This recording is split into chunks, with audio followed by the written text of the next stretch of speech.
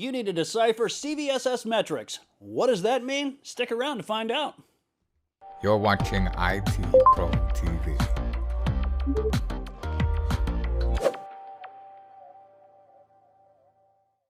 Hello, ladies and gentlemen. Thank you for tuning in to more CySA Plus. No, we are not talking about your local pharmacy. We're actually talking about the Common Vulnerability Scoring System. And here to help us out, Dan, where do we start with this? Yeah, if you've ever seen like a vulnerability assessment report, you might have seen these types of metrics. Kind of looks like a weird string of random uppercase letters separated by either forward slashes or colons or something like that, right?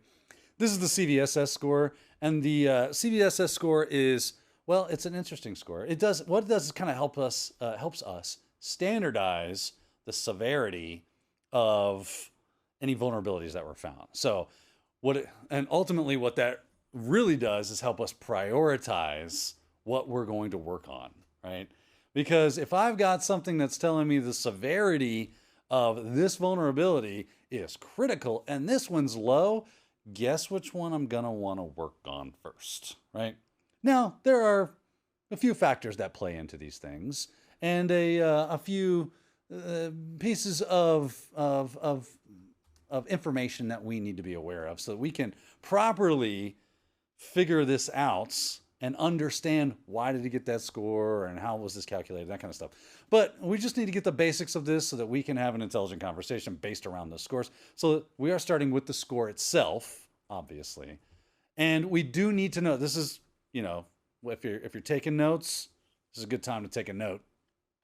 Because the score is important. You need to know, what is it categorized? Is it low? Is it medium? Is it high? Is it critical? And what score numbers fall under each one of those categories. Okay? So if you get a 0, it's what you want to see. We love zeros. Probably won't even hardly show up. I would reckon a guess that some vulnerability assessment tools won't even show you a none. Just like, it's not a vulnerability, so there's none. There's no reason to give you anything. Kind of like looking into an event viewer, right? And I'm just talking about specifically like Microsoft. We have all different types of informational events, if you will. Doesn't matter what operating system you're running, but I need to see critical stuff, right? I need to see warnings, right? Things that are errors. Information might be okay, but they're helpful. If there's nothing wrong, why am I going to worry about it? Right. But again, it's going to help you prioritize your list of where you're going to go. So you see those nones, but if someone were to survey you with a questionnaire of some sort about if it has a 0 score, what is that? How is that labeled? How is that categorized? It's categorized as nothing. 0.1 up equals low. And what do you mean up? Well, plus. That's what I got the little plus sign there for. Which basically means up to anything before 4.0. So 3.9 will be a low. 3.2 will be a low. A 2.4 will be in low. So anything from 0.1 to 3.9 basically is going to be categorized as low. Then you have 4.0 plus is going to give you that medium. So same kind of idea applies. Anything from 4.0 to 6.9 is going to give you that medium. And then 7.0 and above is going to give you high. And then 9.0 will give you those criticals. Now, just kind of give you an idea of what those categorizations mean and how you should prioritize them. Critical means that this is a real problem and you need to prioritize those things. High means that it is a real problem and they need to be next on the list, but you're probably going to want to get to those criticals first. But a lot of times in real life land, sometimes you got, let's for the ease of conversation, Wes will drag you into this. All right. See how you do. There is no wrong answer here. All right. Okay. You've gotten your vulnerability assessment. Okay. Right? And you've got 4 mediums and 1 critical. What do you do first? My guess would be you're probably going to go to the critical ones first. That's my guess. That's right. Again, I feel like it's a loaded question. No wrong answers here. No wrong answers here. Except for the wrong answer. Okay, that sounds like our plan. So our plans go after that critical. That critical is going to take me 2 weeks to fix. And those mediums are going to take me a day. Which ones do I do first? I probably say that workflow would say I get more work done with the mediums. And what if the critical's a proof of concept, but there's not actually anything anybody can do about it until another 10 years goes by? See, he gets it. So it's right. This is just to help you. This isn't like hard and fast rules. You still have to figure out what is going to be the best for your environment. If it's gonna take me a lot of time and effort to do that critical, and even though it's critical, maybe it's really difficult to pay off because, like maybe Wes said, maybe there's only a proof of concept out there and there's no real exploits available yet. But I've got a bunch of mediums that I could take care of. This is what's meant to help you do that. Okay, well, I've got some mediums, and while they are medium, I can get that done in a day. And I got a lot of security already in place now that I didn't have before, and now I can focus on that critical and get it done. So just because it says critical doesn't mean you're necessarily going to go for it first, but that's just the recommendations based off of. Right. So be aware your environment will change things. All right. So those are the metrics. I'm going to bring up another slide here real quickly because we got to move on. There are other things that we need to be aware of, which are the base metrics. And I just want to get the right one up. There we go. And when we're talking about the base metrics, these are the things that we see when we're looking at the actual CVSS score, right? And one of these is going to be AV. And I'm going to do these in order on which you see them. So AV will be your first, and what they call exploitability metric. Okay. So AV, if you see AV in the score, which you should, it's got a few different things. It'll be :L or :P or :A or :N. So this is telling you the access vector. How would this exploit or vulnerability be utilized, right? So if it's P, it's physical. It means I actually have to walk in front of the machine, have hands-on access, and it would be a physical vector, right? Local means that I've got some form of shell access, and this can be either an interactive shell or a remote shell, right? But I've got some sort of shell access to the machine. Adjacent will be in the same broadcast domain. So I'm on the network, but if I'm not on the network, then this wouldn't work. Right. So again, it shows you how to prioritize these things. And then the last one will be network, which is a different subnet. Means you're not, I know that's a little, it seems like it's confusing. It could be anyway, where we have adjacent, which means I'm on the network.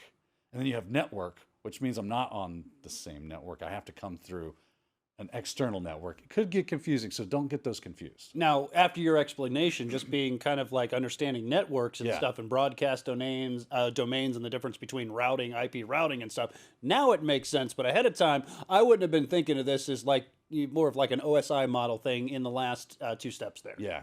Sure. So you got to get your networking ideas right and just make sure you understand their terminology. Sure. When How does that apply to this outline? Yes, Yep. yes, Gotcha. exactly.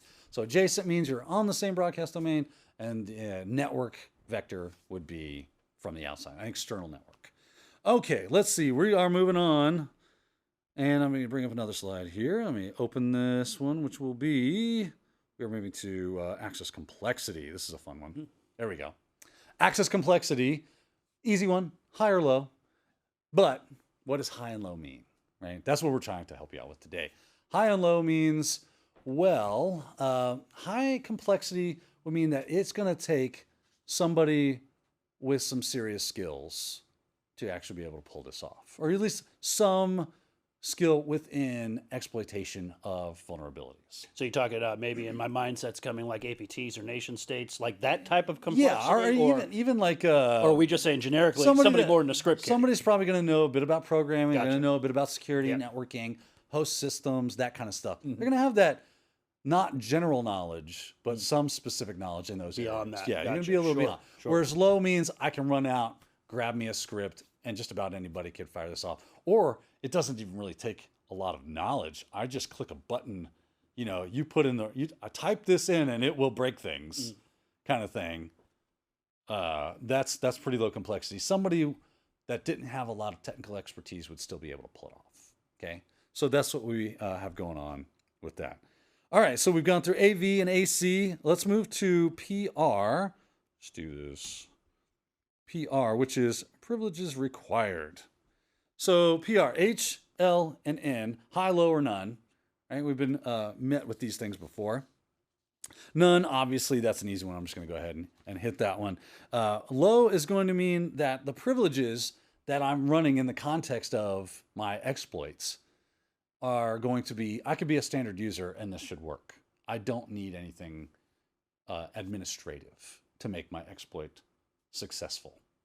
Okay, so this vulnerability probably pretty easy because I could be running as anybody, and a fish that got me some creds for just any standard user. Perfect. That's all I needed.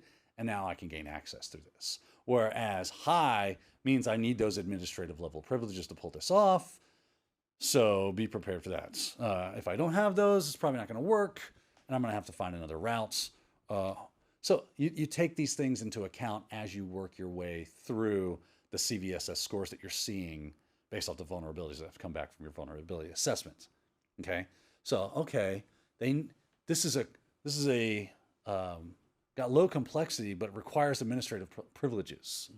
As long as nobody has admin privs, we should still be pretty good. So you can start to see how to prioritize things and how all these little nuances to these scores come into play in shifting your prioritization list. So creating a user count, fairly straightforward, easy thing to do. But if I need root privilege and a privilege escalation to get there, Yeah, all right. So, privilege requires high, but creating users fairly easy. exactly. Gotcha. Exactly. So Okay. just be aware of that. All right, let's moving on here. Let's open up. We're going to go to UI, which is user interaction. There it is, hiding. User interaction, none or required.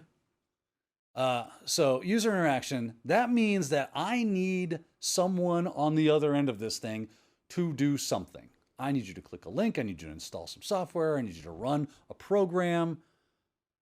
So if it's, and that means I don't need any users to interact with my exploit to make it work. If it's required, that means that I'm going to probably have to whip out my social engineering toolkits and get to work on fooling some people into doing some things. So very important, one, because if it does require user interaction, you're going to want to figure out if there was an incident or like if this ever occurred and you see that, oh, we look at our vulnerability assessment and it did tell us that we did have this as a vulnerability, but it required user interactions. We didn't think much of it. Well, you do need to think much of it because you never know. Users will invariably click links and do things, especially via social engineering. It's an easy win for a lot of attacks. So just be aware of that. If it is required, you need to make sure you have that security awareness training and that you gotta have the talk with your users about interacting with others out there. So be aware. All right, we're gonna move on to scope. Let's get that scope going. Here it is, unchanged and changed. So this is an interesting one. I like this one. I like that this is one of the metrics that they're scoring, which is, does this only affect this machine or does it affect other things in other security contexts, right? And it might not even just be the machine. That's a bad way of putting it. Maybe it's just the system. Maybe it's just the program. Does it affect outside the program? Does it affect outside of the machine? Does it affect outside of security controls that have been put in place to sandbox? In a way, think virtual machines, right? Multi-tenancy, or maybe I've got multiple VMs running on a server and Wes runs one and I run one. Well, if I get compromised, does that affect Wes, right? Was that going to affect his machine? If it does, then it's a changed scope, right? The scope has broadened, it's gone out. Okay, so very important that we understand this. If you're able to bypass some sort of sandboxing or virtualization and start jumping around into other contexts, then that scope is going to show that C there, okay? All right, then last but not least, we have the old CIA. And we know this, right? Confidentiality, integrity, and availability, they will be broken apart, but they're all measured by low, medium, and high as far as how they have been affected. Has the confidentiality been affected? Low means little to none. Medium, obviously, there is some effect to the confidentiality. Maybe it has been dispersed in a more controlled way. And then high means somebody slapped it on pastebin. It's out there for the world to see. Same thing with integrity and availability. Has the integrity been breached? If so, how much can I trust this? Low, medium, high. And then the availability. Can I still access this resource? Low means, yeah, I still can. Or did I do that backwards? I forget. Anyway, we do have their website, which is a great resource for you when it comes to this. It has all the information. Let's jump over to that really quickly. Here we go. Common Vulnerability Scoring System. I'm glad we went here because it is version 3.1 that we are talking about. Wes is over here going, there's other versions of that bad boy. And you don't want to get confused because they're all a little bit different in the way they measure metrics or the metrics that they have inside of them. So if you are using a vulnerability assessment tool, some sort of something like OpenVAS or Nessus, something like that. Make sure you understand which version that it's using. And I know you usually do this, and I know it's going to be called out in the learner resources, but I was confused because I first thought maybe you'd gone to MITRE, and you told me you went to first. Yeah, I went straight to first. Yeah. And right over here under 3.1 documentation and resources, they got the specification document. That's where I'm at. Let me zoom in there for you, give you the old URL, right? The old URL, first.org, CVSS/v3.1/specification document. This is going to give you everything you need to know about the. You should read this. Read it, embrace it as a friend, because you're going to see a lot. And you need to be aware of it for the exam too. They're gonna hit you with a bit, gives you a lot of introduction, and all these metrics that we've been talking about. There they are, right there. Attack vector, attack complexity, privileges required, user interaction, confidentiality, integrity, availability, and there's the scope, right? We're gonna move on to these here in just a second. Just actually, I'll leave this up because no time like the present, right? Absolutely. You know, that's one of the things I was going to ask is I understand the term ephemeral, temporal, right? Things change. Things aren't going to be, they're dynamic. So is that what we're talking about here? More of a dynamic metric? Yeah. Something that's like, got to hit the moving target. Right, because time changes all things, right? Sure. This might impact your score. So how long has this been out? So like you start seeing things like exploit code maturity. Well, if we've got a new 0 day, it's just been discovered, right? And it's hit the press, new 0 day for X technology, X vendor delivers a patch. All right. But does that mean that there's actual exploit code out there for it? It just means there's 0 day. There's a vulnerability. We saw this recently. Here we are in April of 2020. And just a few months ago, we saw some RDP 0 days come up for Microsoft, right? Just within the last 6 months or so. And they're like, man, this is wormable. This is going to be a big deal if this ever gets created a worm. But nobody had working exploit code for it. And then working exploit code just became, I say just, a denial of service attack. Okay, so I can DOS somebody's machine. That could be impactful. But there was still no worm. There was still no exploit for getting in there, gaining remote code execution, that kind of stuff, right? So the longer these things live in the wild, the more likely it is for you to see this exploit code and its maturity, its ability to exploit the said device. Then, of course, remediation levels and the report confidence of these things are going to change as time moves on. As I know for a fact, this is that now because we've got more information. And the more time we have, the more information we're going to be able to gather and get these metrics to be more solid. And then environmental is just that basically, so I don't think you need to know these specific levels or anything for the exam. Just be aware of the temporal metric group and what it's for, and environmental metric groups and what they're for. Environmental means that, yeah, I know I have a critical vulnerability because I've got an embedded Linux system that can't be updated because it runs something critical and I can never shut it off or whatever.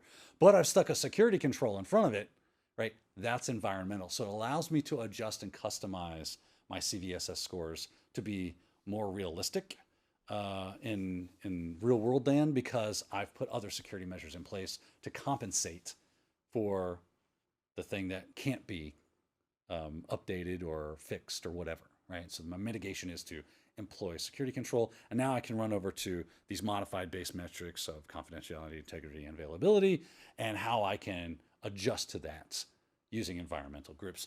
There you go. That's CVSS. It's not too difficult, especially if you just take some time and walk through the documentation. It's really, really helpful.